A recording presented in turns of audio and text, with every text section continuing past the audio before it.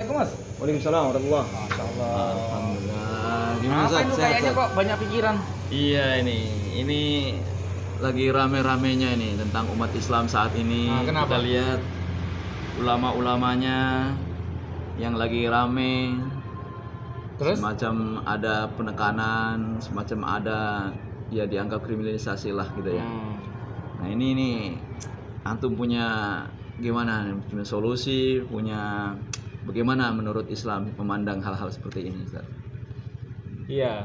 Jadi memang yang agak memprihatinkan tuh gini, Mas. Kan kita tahu ya, jadi bahwa saat ini kondisi umat Islam itu sedang dalam posisi ya dalam tanda kutip banyak didolimi gitu. Ya. Tetapi di sisi lain banyak umat Islam yang masa bodoh gitu kan. Iya, benar. Banyak seperti itu. Lebih sibuk dengan urusan ibadah, Iya. lebih sibuk dengan urusan pribadi gitu kan. Individunya sendiri ya. Iya, Masya sementara Allah. kondisi umat Islam yang lain termasuk ulama itu yang didolimi, kondisi umat Islam didolimi gitu ya. Iya. Apalagi kondisi umat Islam di luar negeri udah mereka nggak peduli sama sekali Iya. gitu. Kebetulan saya tadi membaca buku ini ya, Iya. buku Abdul Qadim Zalum ya. Tentang apa, Ustaz? Beliau menulis sebenarnya judul aslinya Afkarus Siyasiyah ya. Tapi terjemahannya pemikiran politik Islam. Masya Allah. Saya mengajarkan politik ya. Nah ini bagus sekali nih buku ini ya. Karena menyadarkan umat Islam betapa Iya. kemudian umat Islam itu mestinya sadar Iya. ya, memahami bahwa Islam itu juga mengurusi politik begitu. Iya. Bukan cuma hanya ibadah saja Iya, ya. Benar. masalahnya sekarang banyak umat Islam itu yang apa istilahnya memandang politik itu jelek, Iya. memandang politik itu kemudian penuh dengan kotoran. Iya. Itu kan keberhasilan orang-orang Barat, orang-orang kafir untuk kemudian Iya. memisahkan umat Islam dari politik. Gitu. Betul. Padahal kalau kita merujuk kembali apa yang menjadi diskursus dan ajaran para ulama, Iya. ya, sesungguhnya politik itu tidak bisa dilepaskan dari Islam. Hanya saja memang politik itu apa itu yang kemudian Iya, difahami. ini yang belum Orang-orang diketahui ya. seolah-olah kaum muslim itu memandang politik itu semata-mata perebutan kekuasaan gitu ya. Iya biasanya. Bahkan sempit pemilu gitu ya.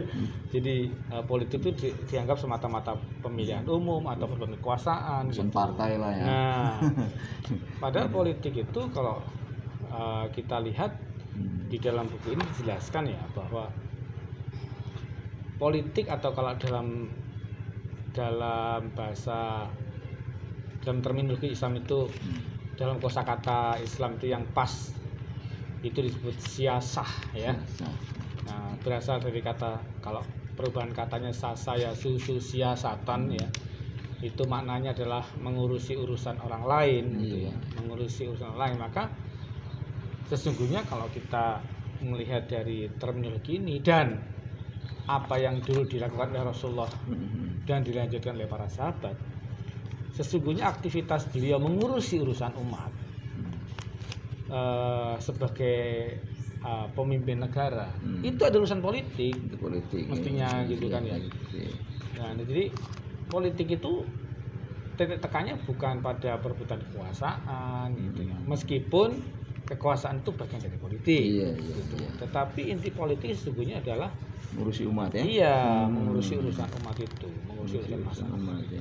Jadi, nah itu yang kemudian perlu dipahami. Maka, kenapa kemudian umat Islam itu sekarang terpojok, terbelakang? Nah, tadi saya bilang, ya. Jadi karena tersesatkan dengan praktek politik saat ini. Kan gitu. Iya. Sehingga kemudian menganggap politik Islam sama dengan politik saat ini. Padahal politik yang saat ini berlangsung itu kan praktek-praktek politik kapitalis yang memang kotor gitu kan. Ya, praktek politik kapitalis itu kan transaksional ya. Artinya dianggap sebagai bagian dari upaya untuk memperkorup atau memperkaya diri sendiri. menumpuk kekuasaan kan gitu ya, Iya, sehingga betul. mereka melakukan segala cara untuk mendapatkannya. Itulah praktek-praktek politik itulah kemudian yang menjadikan umat Islam menganggap bahwa politik itu kotor. Mereka melupakan, kaum muslimin merupakan saudara-saudara kita yang melupakan praktek-praktek politik yang seharusnya berpolitik ya. Iya, menurut sebagaimana Islam. dulu yang dilakukan oleh Rasulullah SAW dan para Sahabat. dilanjutkan oleh para sahabat begitu. Iya, Ya. iya, iya. Jadi kalau kita lihat mulai dari sebelum Rasulullah SAW memimpin Islam di Madinah, iya. ya, aktivitas beliau selama di Mekah melakukan perang pemikiran, mengkritik penguasa Iya. Mekah, iya kan? Iya. Di dalam mengurus urusan masyarakat Mekah seperti itu, orang jahiliyah ya. Kemudian beliau ya selain mengkritik itu kemudian menyampaikan kesalahan penguasa itu dalam mengurus urusan masyarakat yang kemudian yang kuat menguasai yang lemah, ya, mengkritik praktek-praktek ketidakadilan segala macam kezaliman penguasa. Itu adalah itu adalah aktivitas pemikiran politik yang dilakukan Rasulullah. Ya, apalagi ketika beliau memimpin Islam di Madinah. Nah, itu aktivitas beliau kemudian mengurusi urusan masyarakat Madinah yang di situ ada orang Muslim, di situ ada orang Yahudi, di situ orang Nasrani. Bagaimana kemudian beliau menyatukan itu, ya, itu membuat perdamaian di situ, mempraktekkan keadilan di situ, mempraktekkan hukum itu aktivitas politik gitu. Iya, betul. Ya, yang di dalam negeri. Iya. Kemudian ketika beliau menyurati Ratu Kisra, menyurati penguasa-penguasa negeri lain, ya, untuk kemudian tunduk pada Islam, ya, aktivitas politik gitu. Luar negeri ya. Iya, tapi kalau kita lihat praktek-praktek politik yang dilakukan Rasulullah itu, dan juga dilanjutkan oleh khalifah berikutnya, ya, itu aktivitas politik yang memang seharusnya seperti itu. Fokusnya adalah bagaimana kemudian urusan masyarakat itu terurusi dengan baik, sebagaimana yang mereka harus hak yang mereka dapatkan. Gitu.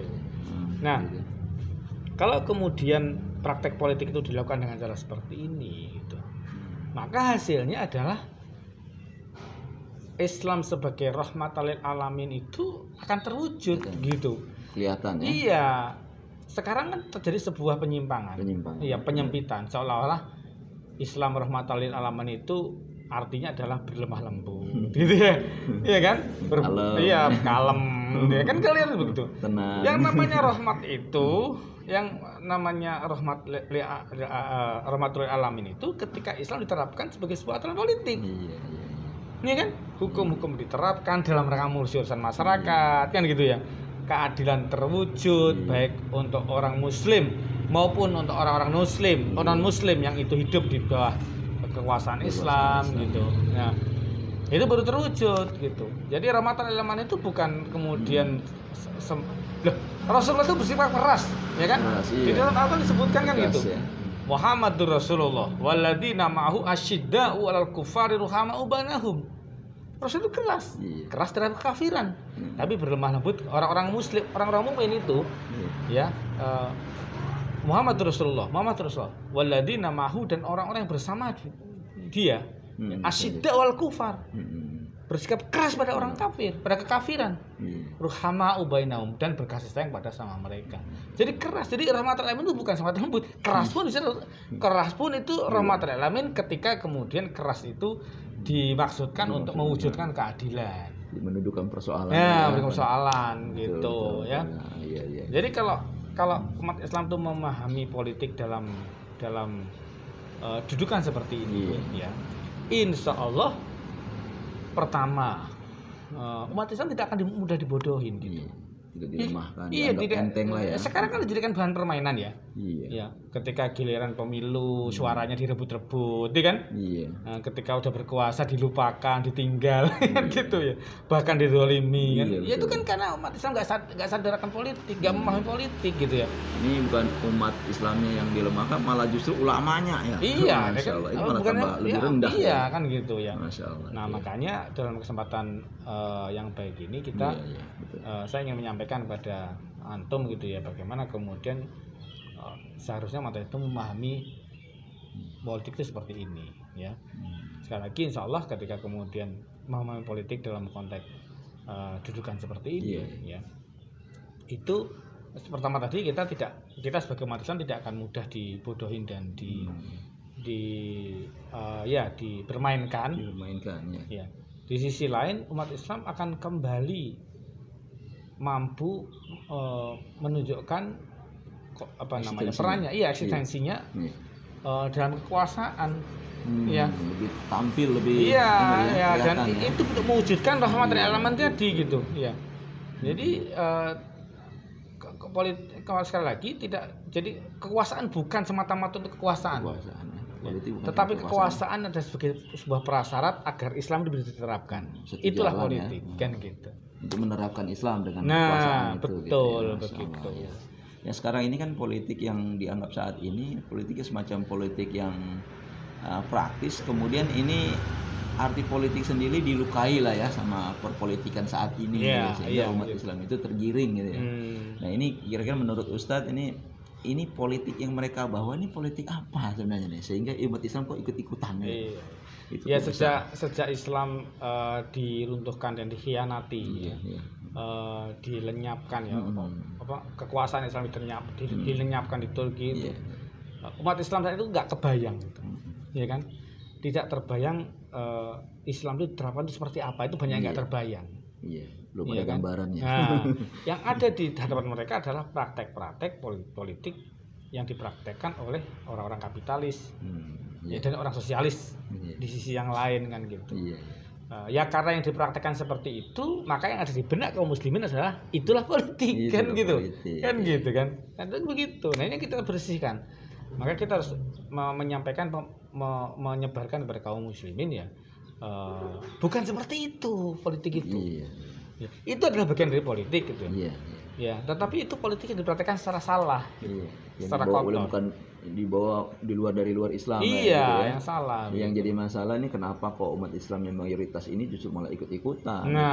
Kan kita ini negeri kita paling harusnya besar. Kan kita kembali kepada bagaimana Islam itu menjelaskan. Betul. Syariat itu menjelaskan tentang politik. Kita merujuk pada kitab-kitab ulama terdahulu, praktek-praktek politik yang dilakukan Rasulullah dan para sahabat, seperti itu. Gitu Mas Umati. Insya Allah kalau umat Islam memandang politik dengan cara yang tepat seperti ini, dalam sudut pandang yang tepat seperti ini, Insya Allah umat Islam nggak akan tertipu lagi. Betul. Maka kita harus benar-benar melakukan, memberikan pemahaman gitu kan, menyampaikan pemahaman tentang politik ini. Itu ya. Insya Allah next time kita akan ketemu lagi lah ya untuk diskusi lebih lanjut itu ya. Oke, terima kasih Mas Bati. Saya pamit dulu ya. Terima kasih sama-sama. Assalamualaikum. Waalaikumsalam.